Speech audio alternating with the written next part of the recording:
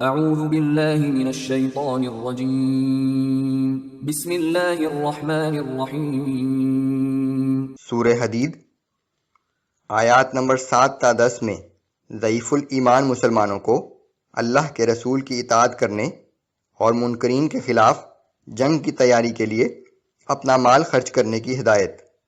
اس مشکل وقت میں اپنا مال خرچ کرنے اور جہاد کرنے والوں کے لیے بہت بڑے اجر کی بشارت۔ بسم اللہ الرحمن الرحیم۔ آمنوا باللہ ورسولہ وانفقوا مما جعلکم مستخلفین فیہ۔ اللہ اور اس کے رسول پر ایمان لے آؤ اور اس مال میں سے اللہ کی راہ میں خرچ کرو جس مال کا تمہیں امین بنایا گیا ہے، کہ اس مال کا اصل مالک تو اللہ ہی ہے، تمہیں محض امانت کے طور پر دیا گیا ہے تاکہ تمہاری آزمائش کی جا سکے۔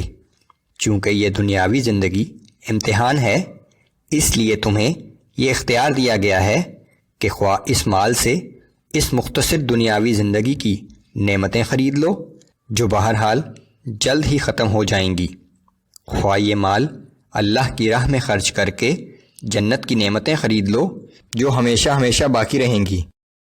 فالذین آمنوا منکم وانفقوا لهم اجر کبیر۔ پس تم میں سے جو لوگ ایمان لے آئیں اور اللہ کی راہ میں مال خرچ کریں ان کے لیے بہت بڑا اجر ہے۔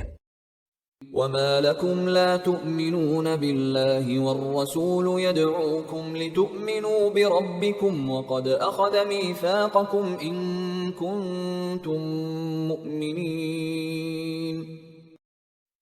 اور تمہیں کیا ہو گیا ہے کہ تم اللہ پر ایمان نہیں لاتے حالانکہ رسول اللہ صلی اللہ علیہ وآلہ وسلم تمہیں دعوت دے رہے ہیں کہ تم اپنے رب پر ایمان لے آؤ، اور بے شک اللہ تم سب سے پختہ عہد لے چکا ہے اگر تم واقعی ماننے والے ہو۔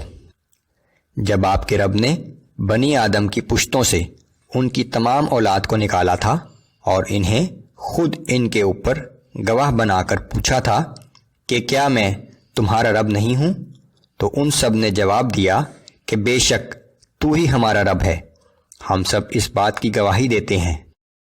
هو الذي ينزل على عبده آيات بينات ليخرجكم من الظلمات إلى النور وإن الله بكم لرؤوف رحيم۔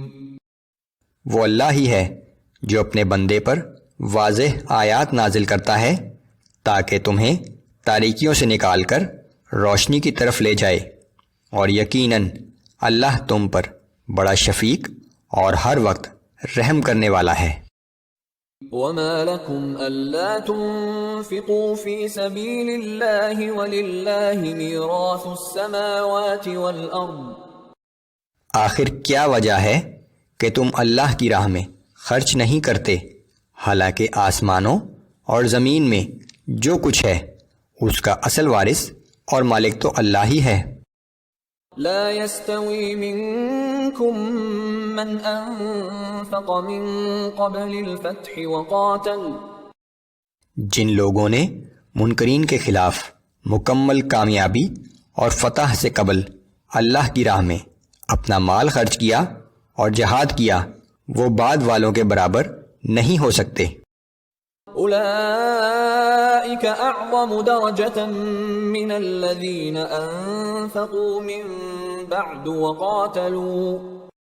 یہ لوگ مرتبہ و درجے کے اعتبار سے ان لوگوں سے بہت بلند ہیں جو اس فتح کے بعد اپنا مال اللہ کی راہ میں خرچ کریں گے اور جہاد کریں گے۔ وَكُلًّا وَعَدَ اللَّهُ الْحُسْنَى وَاللَّهُ بِمَا تَعْمَلُونَ خَبِيرٌ۔ البتہ اللہ نے دونوں ہی سے بہت اچھے اجر کا وعدہ فرمایا ہے، اور اللہ تمہارے کیے ہوئے اعمال سے پوری طرح باخبر ہے۔ فتح سے مراد فتح مکہ کی شکل میں مشرکین کے خلاف مکمل کامیابی ہے۔